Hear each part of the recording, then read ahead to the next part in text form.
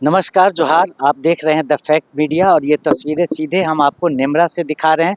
दिशोम गुरु शिबू सोरेन जी के पैतृक गांव से ये आदमकद प्रतिमा यहाँ पे लगी हुई है और इस आदमकद प्रतिमा के पीछे पद्म भूषण से सम्मानित और जल जंगल जमीन के लिए आदिवासी अस्मिता के लिए अपने जीवन को संघर्ष में समर्पित करने वाले ये प्रणेता शिबू सोरेन जी के गाँव से आज एक ऐतिहासिक 24 तारीख को देवेंद्र नाथ महतो जो लगातार अगुवाई कर रहे थे जेपीएससी सीजीएल जेएसएससी सीजीएल जो अनियमितता थी, जो कदाचार थे, जो भ्रष्टाचार के मामले उजागर हुए थे, उसको लेकर के वो लगातार आंदोलनरत थे। सरकार के साथ वार्ता भी हुई थी, लेकिन फिर क्या हुआ कि वो पार्ट 2 के लिए सारे जो छात्र थे वो आंदोलित हो गए और उन्होंने फिर से एक पद यात्रा भर्ती सुधार को लेकर के किया है।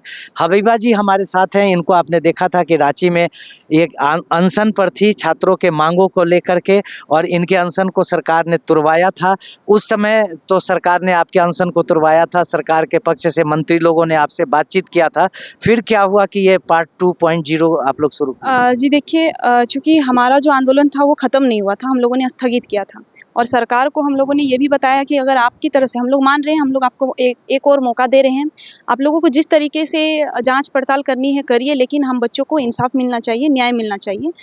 तो यहाँ पे कहा था हम लोगों ने कि अगर थोड़ी-सी भी लापरवाही नज़र आएगी, थोड़ी-सी भी लापरवाही आपके द्वारा बरती जाएगी, तो हम बच्चे फिर से चरणबद्ध तरीके से दूसरे चरण के लिए हम लोग फिर से यहाँ पे आंदोलन करेंगे। तो ये हमारा दूसरा चरण है, चूँकि हमारा आंदोलन स्थगित हुआ था, ख़त्म नहीं हुआ था।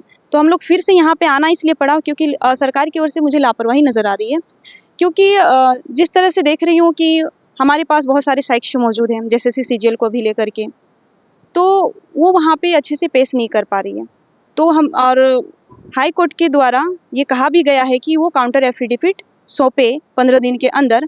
तो हम लोग यही चाहते हैं कि अभी वक्त है उनके पास, तो उससे पहले हम लोग यहाँ पे अपनी यात्रा निकाल रहे हैं, यहाँ पे सुधार भर्ती यात्रा यात्रा निकाल रहे हैं, ताकि सरकार पर थोड़ा दबाव बने, वो सोचे कि हाँ, बच्चे फिर से उतारू आखिर क्यों हो गए हैं, ऐसा क्या कर दिया है मैंने। स्टे लगाया गया है, ठीक है, जो निर्दोष बच्चे हैं उनको वहाँ पे उन्हें सज़ा नहीं मिलनी चाहिए, लेकिन जो दोषी है उन्हें तो मिलना चाहिए। तो इस चीज़ की आप निष्पक्षता से जाँच करें, पारदर्शिता लाएँ, हम लोग तो यही चाह रहे हैं, बस रिफ़ॉर्म हो, सिस्टम में बदलाव हो। और हमारी लड़ाई किसी व्यक्ति से नहीं है, हमारी लड़ाई किसी पॉलिटिकल पार्टी के विरुद्ध है ही नहीं।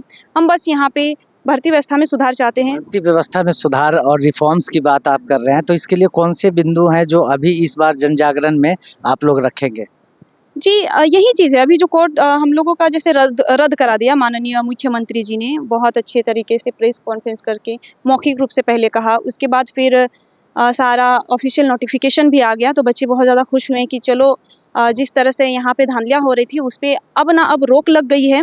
तो कहीं न कहीं अब फिर से जब एग्ज़ाम होगा तो पैसे देने से पहले लोग डरेंगे कि नहीं, नियुक्ति होने के बाद भी वो चीज़ें जा सकती है आपके हाथों से, आपको नौकरी धोना पड़ सकता है। तो ये चीज़ें थी, लेकिन अचानक से कोर्ट का ऑर्डर आया, ठीक है, स्टे लग गया है। तो इसी चीज़ को लेकर के स्टे लगा है, हम लोगों को पता है, माननीय न्यायालय का हम लोग सम्मान करते हैं, उनके आदेश का सम्मान करते हैं, मैं मानती हूँ ये।